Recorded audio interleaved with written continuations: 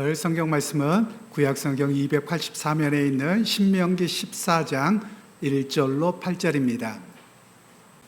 너희는 너희 하나님 여호와의 자녀이니 죽은 자를 위하여 자기 몸을 베지 말며 눈썹 사이 이마 위에 털을 밀지 말라.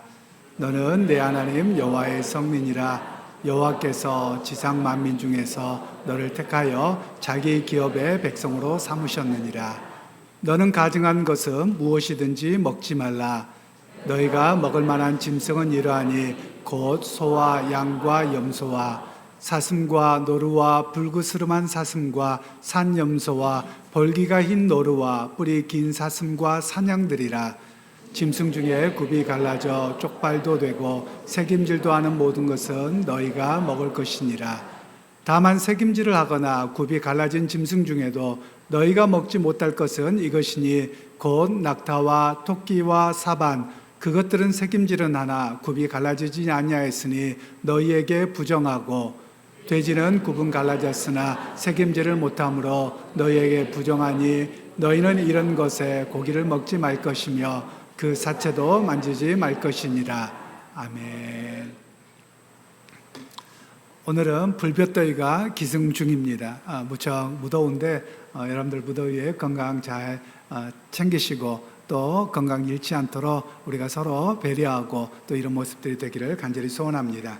특별히 세상에 우리가 갈수록 번잡합니다. 세상에 소리도 많습니다. 그런 가운데서도 주님을 예배하고 의지하고 하나님 앞에 나온 여러분들을 주님의 이름으로 환영하고 축복합니다.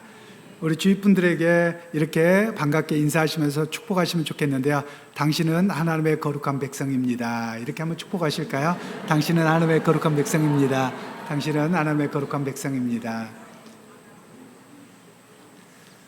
오늘 우리는 예수 그리스도의 십자가의 사건을 통해서 우리를 거룩하게 구별하셨습니다.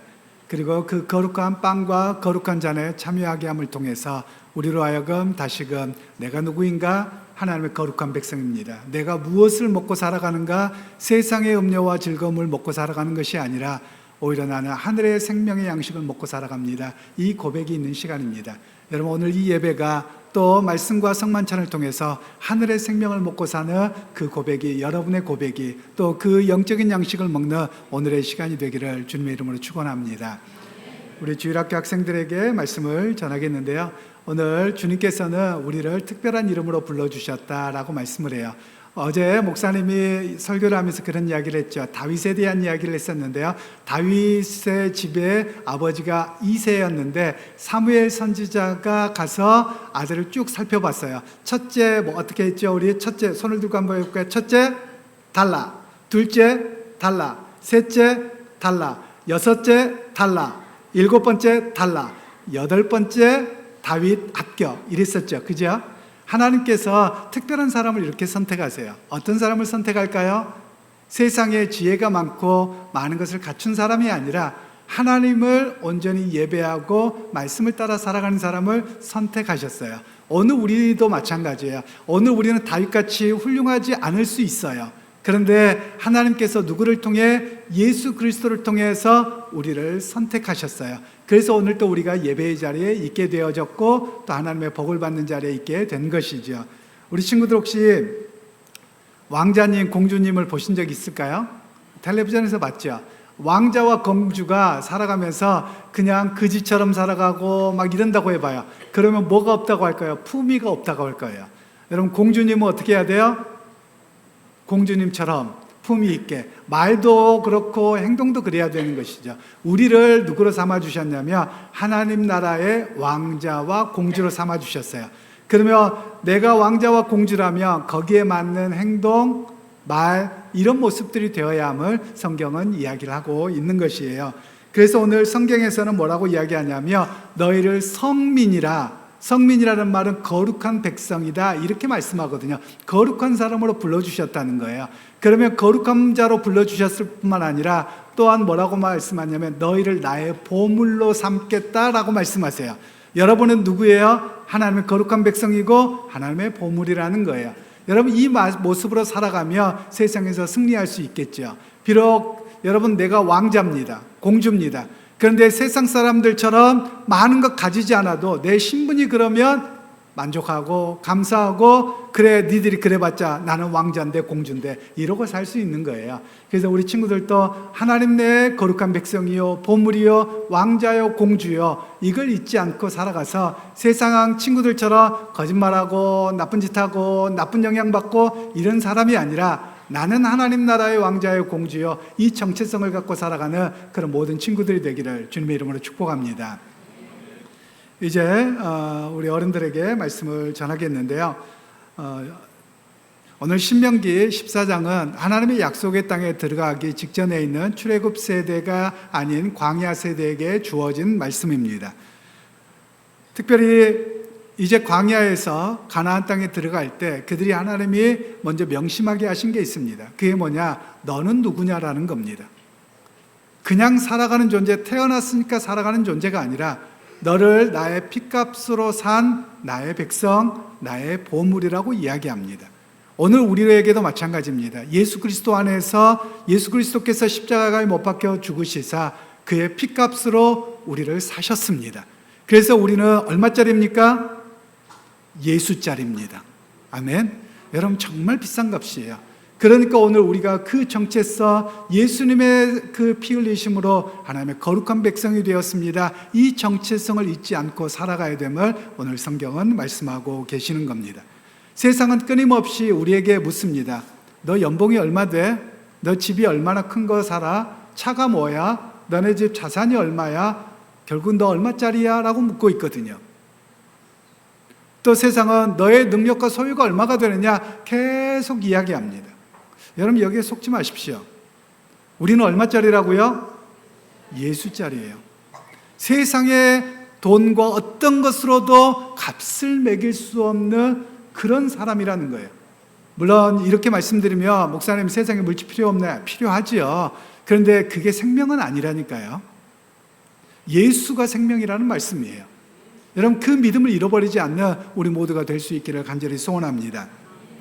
첫 번째로 우리에게 말씀하고 있는 것은 성도는 세상 만미 중에서 구별된 하나님의 소유된 백성이다 이렇게 말씀하고 계시는데요. 1절과 2절을 다시 한번 합독하겠습니다. 너희는 너희 하나님 여호와의 자녀이니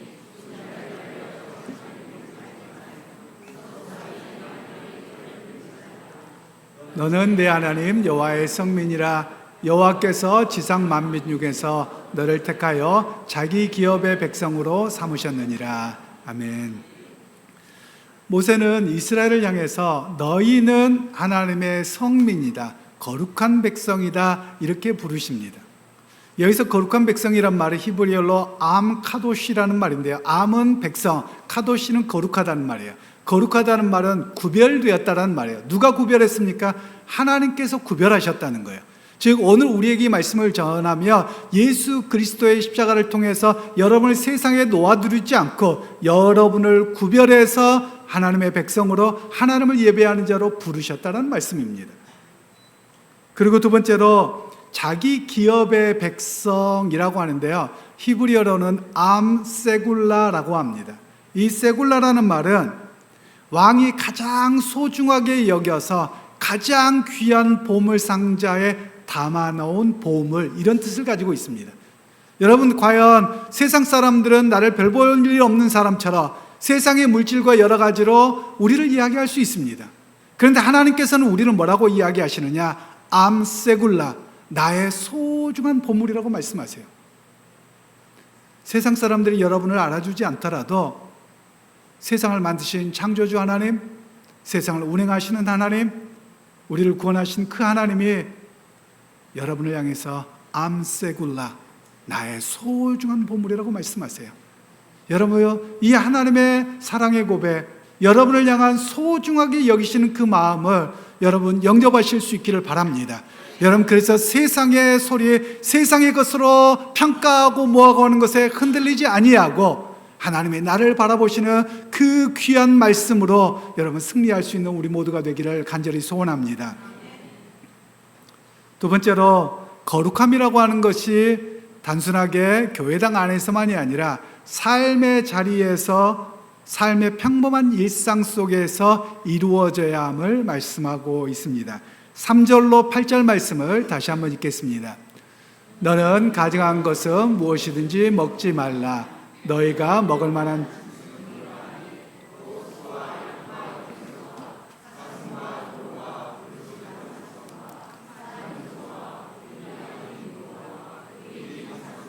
산 양들이라. 짐승 중에 굽이 갈라져 쪽발도 되고 새김질도 하는 모든 것은 너희가 먹을 것이니라.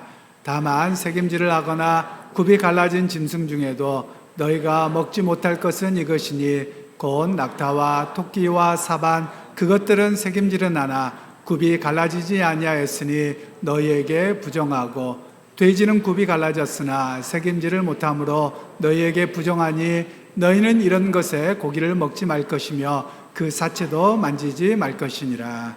아멘.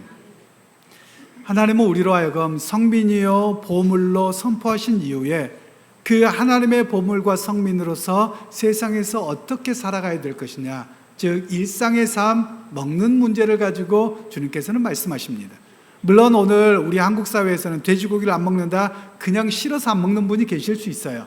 그런데 신앙적으로 안 먹는다, 귀하게 바라봐 주셔야 됩니다. 아니 너는 그것도 안 먹느냐 이러시면 안 되고요. 구약 성경 그대로 믿는다는 거예요. 한동안 우리가 좋아하는 축구 선수 중에 이영표 선수가 있습니다. 이영표 선수가 그 아내와 결혼을 해서 아이를 낳는데 무통주사를 안 맞은 거예요. 그 이야기를 했다가 난리가 났습니다. 이런 야만인이 어디 있느냐 뭐 이러면서 난리가 났어요. 아내를 죽이려고 작정을 했느냐 뭐 이러더라고요. 근데 저는 정말 귀하게 봤습니다. 왜냐하면 그 이영표 형제가 뭐라고 이야기를 했냐면 성경 말씀 중에 창세기에 아이를 낳고 고통을 낳음을 통해서 구원함을 얻는다는 말씀을 나는 그대로 믿습니다. 그래서 나는 내 아내와 그렇게 했습니다. 여러분 너무 귀하지 않습니까? 그런 고백 속에 돼지고기를 안 먹는다, 귀한 분입니다. 물론 돼지고기를 먹는다고 해서 신약시대에 비난하거나 할 이유는 없습니다. 그런데 오늘 성경에서 말하는 신앙의 삶의 일상의 원리를 이야기합니다. 그 두 가지입니다. 첫 번째는 새김질을 하라는 거예요. 새김질 하는 동물을 먹으라는 겁니다. 여러분 새김질 한다는 말이 뭐냐면 마치 여러분 소를 어렸을 적에 소를 풀먹여 보신 분은 아실 겁니다. 저는 친구들에게 말만 들었습니다. 학교를 갈 때 소를 끌고 갑니다. 그러면 널따란 풀이 있는 곳에 또는 물가가 가까운데 말뚝을 박아 놓죠.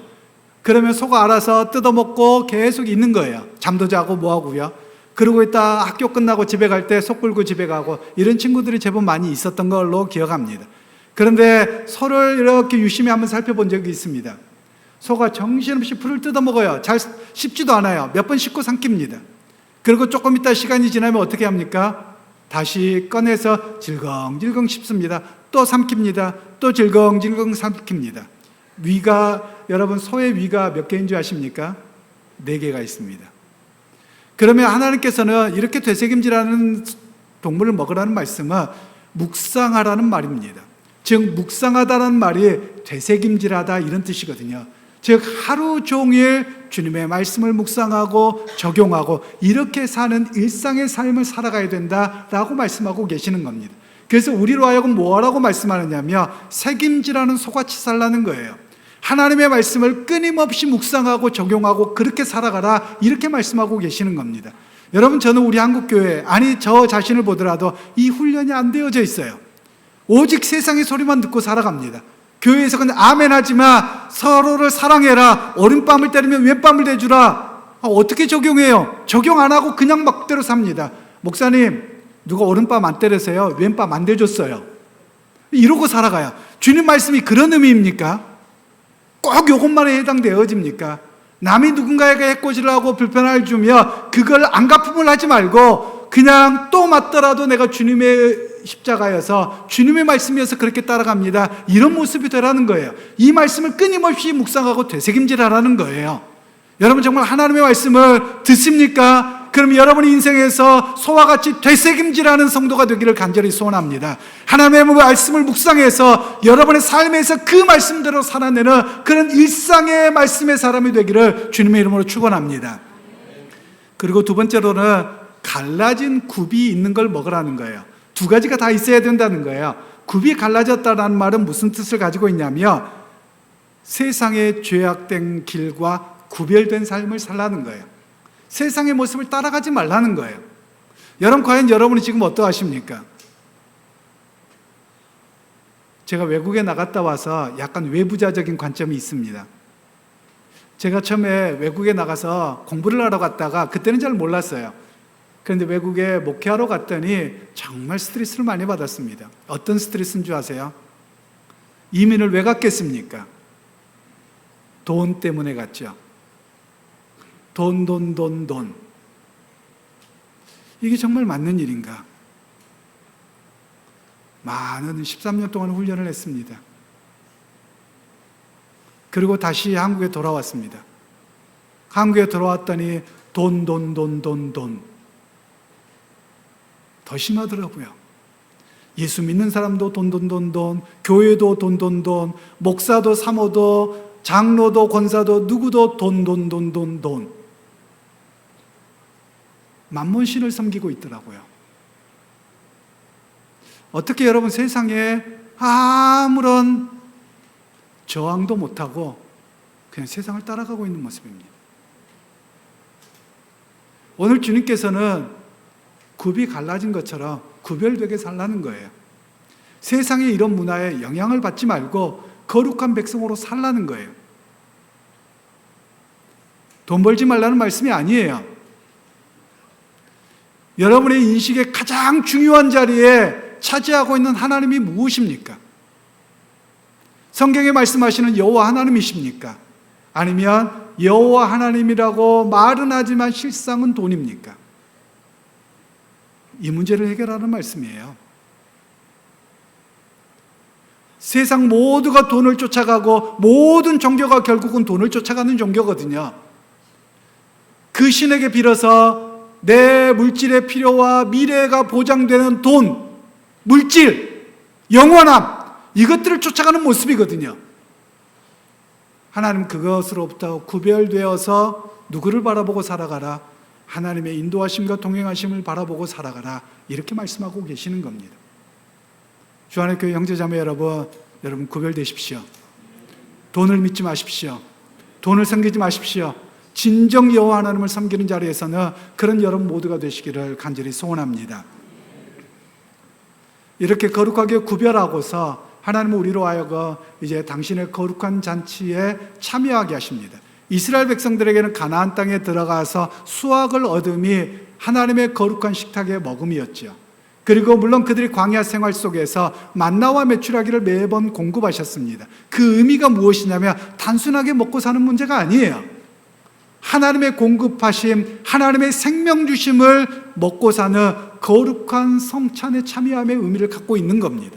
그런데 이스라엘 백성들은 뭐만 본 줄 아세요? 거룩한 성만찬에 참여함은 하나님과 나와가 하나가 되는 겁니다. 신비한 연합이에요. 그 자리에 참여하기를 원하셨는데 이스라엘 백성들은 먹고 사는 일만 봤다는 거예요. 오늘 우리도 마찬가지입니다. 여러분 교회에 점심 식사도 하고 성만찬에도 참여할 겁니다. 초대교회 때는 성찬식과 애찬식이 구별되지 않았어요. 오늘 교회에서 뭐 먹을까? 뭐 할까? 여러분 그때 중요하지 않아요. 오늘 식사 당번하신 분들 있죠? 예배 시간에 여러분 식사 뭐 할까? 국 끓일까? 뭐 할까? 염려하지 마세요. 타도 괜찮아요. 하나님을 향한 예배가 여러분 어떻게 되어져 갑니까? 제가 지난 주간에 우리 교육자들을 무척 혼냈습니다. 예배 시간에 움직이지 말라고. 성도들 어떻게 케어할까 보지 말라 그랬어요. 과연 우리가 예배자로 서고 있느냐라고 하면서 많이 혼냈습니다.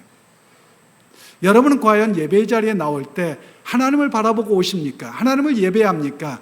아니면 사람들을 의식하고 내 육신의 필요와 이것들 따라서 왔다 갔다 하십니까? 예배 시간에 하나님께 집중하십시오.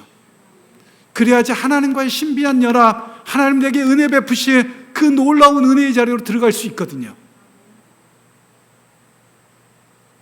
예배 시간에 그래서 여러분 왔다 갔다 하지 마십시오. 물론 생리적 현상 때문에 어쩔 수 없는 건 괜찮습니다. 하나님께 집중하고 하나님을 만남이라면 여러분 어떠합니까? 갑자기 뭐 하다가 잊어버렸다, 뭐 했다? 아니요. 다 잊어버리십시오. 오직 하나님 그분께만 집중하십시오. 그러할 때 하나님의 신비한 연합의 역사를 경험할 것입니다. 하나님이 내게 베푸신 은혜, 나를 바라보시고 나에게 암카도시 거룩한 백성이여, 암세굴라 나의 진정한 보물이라고 하시는 그 음성을 들을 수 있다는 말씀입니다. 그걸 경험할 수 있다는 말씀입니다. 우리는 구약 성경보다 훨씬 더 큰 완성된 은혜를 누립니다. 구약의 백성들은 그림자만 보고 쫓아왔어요. 그런데 우리는 예수 그리스도께서 이 땅에 오셔서 십자가에 못 박혀 돌아가셔서 우리를 구원하셨고, 그리고 당신의 몸과 살을 친히 우리에게 주셨습니다. 여러분, 이 놀라운 은혜, 놀라운 하나님의 신비의 역사를 여러분 우리는 매 주일마다 또는 매 성찬식 때마다 경험해야 된다는 말씀입니다. 그냥 떡과 그냥 포도주가 아닙니다. 주님께서 우리에게 주시는 생명의 양식입니다. 여러분, 그 신비한 역사를 우리는 경험해야 된다는 말씀입니다. 성만찬과 관련된 단어가 두 개가 있습니다. 하나는 유카리스트라는 헬라어가 있습니다. 유카리스트라는 말은 감사하다라는 단어에서 나옵니다. 그래서 성만찬은 감사례라는 말을 쓰기도 합니다. 즉, 하나님께서 우리를 구원하여 주셨을 뿐만 아니라 우리에게 진정한 영원한 생명이요 우리의 일상의 공급도 주신 것을 내가 감사합니다 라고 참여하는 성찬을 감사례라고 말합니다. 그리고 또 두 번째 의미는 코이노니아라는 말을 씁니다. 코이노니아라는 말은 교제라고 번역하는데 저는 이 말이 조금 부족하다고 생각합니다. 우리가 교제하자 그러면 그냥 대화 나누고 뭘 이렇게 표현합니다. 그런데 코이노니아라는 말은 신비한 연합이라는 의미를 가지고 있습니다. 즉, 성만찬을 통해서 예수 그리스도의 살과 예수 그리스도의 피를 믿음의 고백으로 내가 받아 마실 때 내가 누구와 연합합니까? 예수 그리스도와 연합하며 하나님과 연합함의 신비함 속에 들어가는 시간이 바로 성만찬이라고 하는 두 번째 코이노니아 의미를 갖고 있는 것입니다. 성만찬을 통해서 하나의 빵, 하나의 잔, 물론 지금은 그렇게 할 수 없습니다만 우리가 한 식탁에서 먹는다는 의미는 하나님과 나와의 신비한 연합만을 이야기하는 것이 아니라 우리 교회 공동체가 하나입니다. 하나의 믿음이요, 하나의 공동체요, 하나이신 주님 그분을 믿습니다. 이 고백이 담겨져 있는 것이 바로 코이노니아의 신비한 연합의 성만찬이라고 하는 것입니다. 오늘날 너무나도 많은 사람들이 다름을 이야기하고 나만 이야기합니다. 내가 어떻게 느끼느냐, 내게 뭐가 되느냐 이렇게 되어져 있습니다. 여러분, 신앙의 색깔을 좀 바꾸셨으면 좋겠습니다. 내가 중요한 게 아닙니다. 하나님이 과연 나의 예배를 받으시겠는가? 하나님이 나를 어떻게 보실 것인가? 이렇게 바라보는 것이 바른 신앙의 모습입니다. 그런데 우리는 신앙이 너무 나에게 맞춰져 있습니다. 내게 은혜 받아야 되고, 내가 복 받아야 되고, 내가 감동이 돼야 되고, 다 나를 신으로 삼는 이런 시대에 삽니다. 예수를 믿는다고 하면서도 사실은 나가 중심이 되어져 있어요. 그런 측면에서 여러분 방향을 바꾸십시오. 하나님이 나의 예배를 받으실 만한가? 하나님이 나의 삶을 받으실 만한가? 하나님이 나를 부르셨는데 그 부르심에 내가 합당하게 살아가고 있는가? 여러분, 이렇게 관점을 바꾸실 수 있기를 간절히 소원합니다. 그래서 여러분, 오늘 말씀을 통해서 하나님께서 뭐라고 말씀하시느냐? 암카도시 암세굴라. 이 말씀이 무슨 말씀인 줄 아세요? 곁눈질하지 말라는 거예요. 세상 바라보지 말라는 거예요. 그냥 요즘 말로 이야기하면 너는 나만 바라봐. 내가 책임지고 내가 인도할 거야. 이렇게 말씀하고 계시거든요. 여러분, 하나님을 온전히 바라보실 수 있기를 소원합니다. 그래서 그분의 백성으로 합당한 삶을 살아드리는 믿음의 자리에 서게 되는 그런 모든 성도님들이 되기를 간절히 주님의 이름으로 축원합니다.